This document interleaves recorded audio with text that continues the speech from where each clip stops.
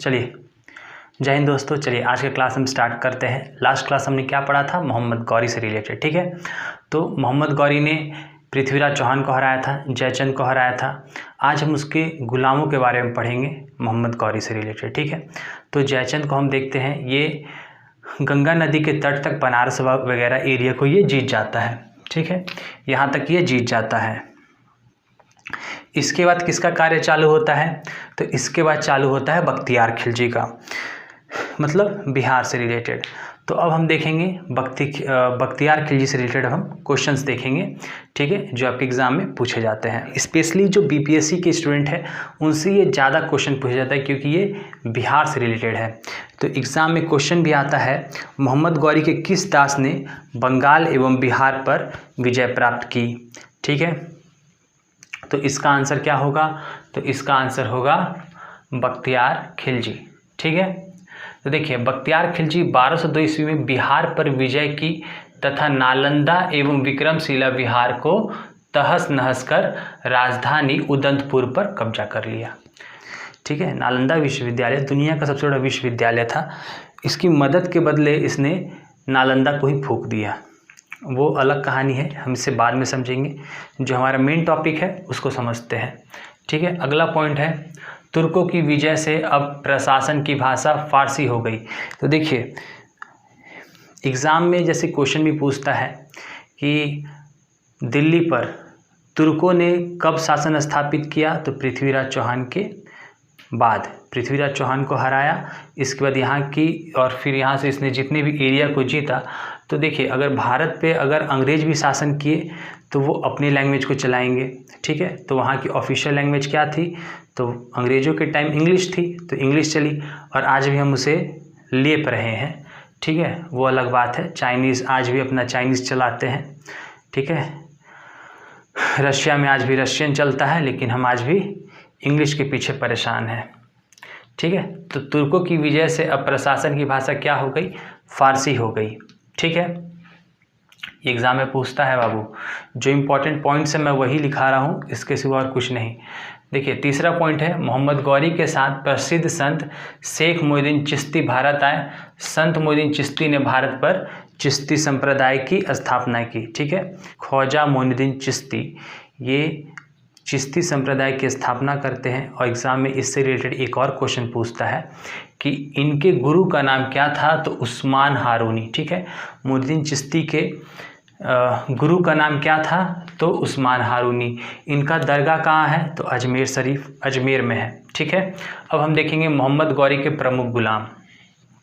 तो देखिए इसके तीन मेन गुलाम थे। एक का नाम यल्दोज, कुबाचा और कुतुबुद्दीन ऐबक। गुलाम उसे कहते हैं, पहले के टाइम में लोग खरीदते थे एक दूसरे को, ठीक है, पैसा देकर, तो उसे गुलाम कहते थे।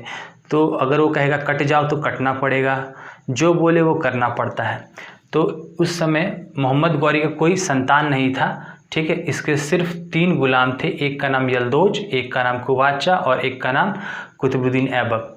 ठीक है, तो ये देखिए जैसे उसकी मृत्यु हो जाती है मोहम्मद गौरी का, फिर इसमें बंटवारा लगता है, किस में लगेगा? जो उसके गुलाम थे। ठीक है, तो इसके 3 उत्तराधिकारी हुए, एक यल्दोज, कुबाचा और कुतुबुद्दीन ऐबक। ठीक है, यल्दोज को मिल जाता है ये गजनी वाला क्षेत्र, गजनी और ईरान साइड में है कुछ एरिया, ये इसे मिल जाता है यल्दोज को। दूसरा है कुबाचा, कुबाचा को सिंध और मुल्तान वाले क्षेत्र में मिलता है।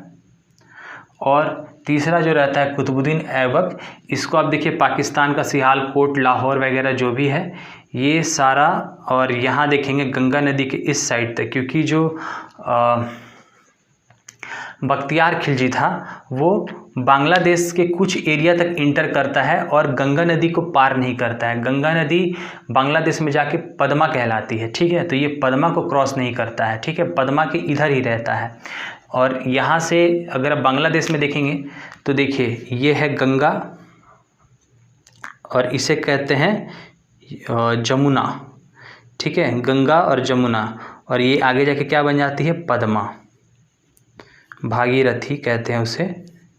ठीक है, यहाँ पे गंगा जमुना का मिलन होता है, लेकिन ये है ब्रह्मपुत्र नदी, यमुना अलग है।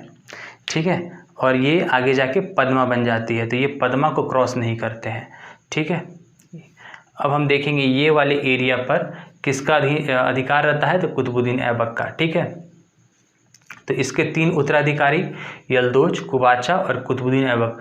लेकिन कुतुबुद्दीन ऐबक का खासियत यह है कि भारतीय राज पर अधिकार मिला, तो हम अधिकतर किसको पढ़ेंगे, देखिए हमें पढ़ना किसे है, कुतुबुद्दीन ऐबक। एग्जाम में क्वेश्चन भी किससे पूछेगा, तो कुतुबुद्दीन ऐबक। ठीक है, नोट पे ध्यान देंगे, मोहम्मद गौरी ने सिक्कों पर एक और कलमा खुदा रहता था तथा दूसरी ओर देवी लक्ष्मी की आकृति रहती थी। तो एग्ज़ाम में ये क्वेश्चन भी पूछता है। ठीक है, किस मुस्लिम शासक के सिक्कों पर देवी लक्ष्मी की आकृति देखी जाती है, तो वो है आपका मोहम्मद गौरी। ठीक है, अगला है मोहम्मद गौरी ने कुतुबुद्दीन ऐबक को प्रथम उक्ता प्रदान किया था। ये भी एग्ज़ाम में बहुत इंपॉर्टेंट है, पूछ देता है। ठीक है, मोहम्मद गौरी ने किसे उक्ता प्रदान किया था, तो कुतुबुद्दीन ऐबक को। अब देखेंगे कुछ स्पेशल नोट्स हैं। ठीक है, जो गजनी और गौरी दोनों से, मोहम्मद गजनी ने भारत पर आक्रमण का उल्लेख हेनरी इलियट ने किया था। ठीक है, मोहम्मद गौरी के भारत पर आक्रमण का उल्लेख किसने किया है, तो हेनरी इलियट ने किया था। ठीक है, दूसरा, मोहम्मद गजनवी के सिक्के पर सिर्फ अमीर महमूद अंकित है, ये ध्यान रखिएगा। ठीक है, जैसे कि मैंने बताया था एक तरफ में संस्कृत और एक तरफ में अरबी भाषा में लिखा था, तो वो क्या लिखा था, अमीर महमूद। अगला पॉइंट है, महमूद के दरबारी इतिहासकार उतबी ने उसके आक्रमण को जिहाद माना है।